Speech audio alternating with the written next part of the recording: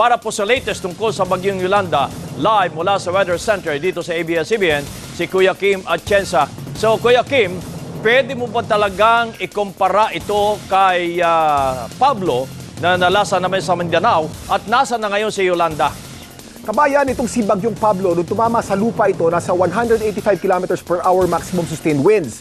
Itong si Yolanda, malayo pa ito sa lupa, nasa halos 210 km per hour na ang kanyang gustiness, kaya mas malakas itong si Yolanda kaysa kay Pablo. Ang exact location niya, nasa labas pa po ng bansa, ang ubod ng lakas na Bagyong Yolanda sa Dagat Pasipiko, 1,221 kilometers east of Mindanao. Maganda po tayo dahil papasok po ito sa bansa mamayang alas 2 ng madaling araw, around that time po.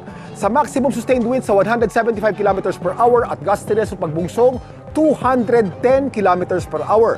Sa bilis na 30 kilometers per hour, tatama po ito sa lupa o magla-landfall sa Biyernes ng alauna hanggang alas 3 ng hapon sa Samar o Leyte. Tatawid po ito ng Visayas at dadaanan ng mga probinsya ng Bohol, Cebu at Panay Islands bago lumabas sa may Mindoro sa Biyernes o Sabado.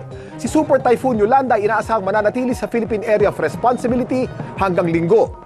Silipin po natin ang forecast track o direksyon tatahakin ni Typhoon Yolanda. Makikita po natin, ito po'y papasok po sa bansa mamayang madaling araw. Ito po'y tatama po dito po sa Samar at Leyte, tatawid po ng Visayas at lalabas po ng Mindoro. Ngunit meron po tayong high pressure area dito po sa norte. Pag humina po ang high pressure area, ito po ang posibleng maging direksyon po ng bagyo. Maaaring tumaas po ito ng konti. Pag tumaas po ito ng konti, maaaring tumama po ito sa Bicol at tatawid po ito ng Luzon. Maaaring kasama na po dyan ang Metro Manila. Malalaman po natin sa mga darating na oras. Magtataas na po ng storm signals mamayang alas 11 ng gabi ang Pag-asa. Silipin po natin ang Luzon weather natin bukas. Asahan po natin ang magandang panahon sa Luzon bukas. May manakanakang pag-ulan dito po sa Bicol at dito po sa Mindoro at Palawan. Ngunit magiging masungit ang panahon pagdating po ng Biyernes. Ito naman po ang lagay ng panahon dito naman po sa Visayas. Bukas po makikita natin maulap lamang sa Visayas, mahina lamang ang ulan, ngunit napakalakas na ulan ang asahan po natin lalo na po sa western section po ng Visayas at buong Visayas pagdating po ng Biyernes. Tingnan po natin ang 3-day weather forecast natin sa Bohol. Bukas, asahan po natin na mahinang ulan lamang, napakalakas na ulan pagdating po ng Friday at napakalakas na ulan pagdating po ng Sabado. Ayon po sa Pag-asa, posibleng magtaas ng signal number 3 dito po sa Bohol sa mga darating na araw.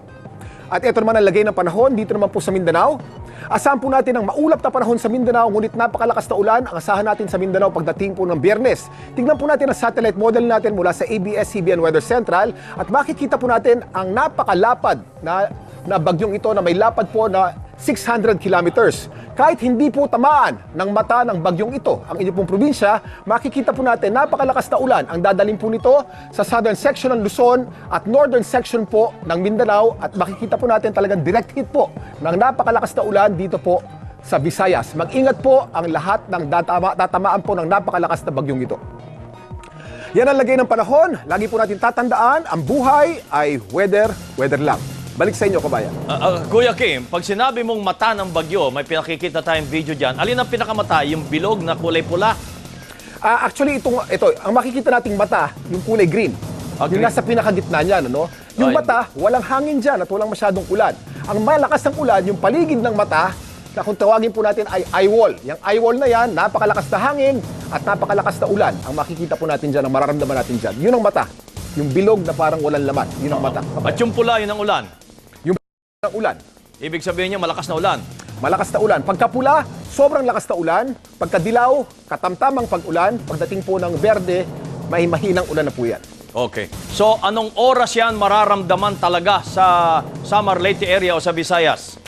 Ang forecast ng Pag-asa, ito'y tatama sa lupa ng alas 3 hanggang alas 4 ng hapon pagdating ng Biyernes, kabayan. Alas 3 hanggang alas 4 ng hapon. At kung mabilis ang takbo niya, hindi magbabago, makakalabas ka agad ng Philippine Area of Responsibility.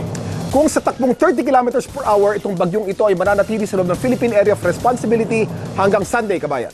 So maulan, sigurado maulan ang bagyo na ito. Napakalakas na hangin at napakalakas na ulan. Hindi lamang ulan, kundi hangin, kabayan. Actually, itong bagyong ito ang pinakamalakas na bagyong tatama sa Mindanao ng mga nakaraang taon.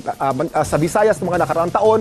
At ang hangin niya sa ngayon ay nasa 210 kilometers per hour na ang gustiness at maaaring pagtama nito sa lupa nasa 200 plus kilometers per hour na, kabayan. Okay, maraming salamat si Kuya Kim po, kaugnay ng bagyong si Yolanda.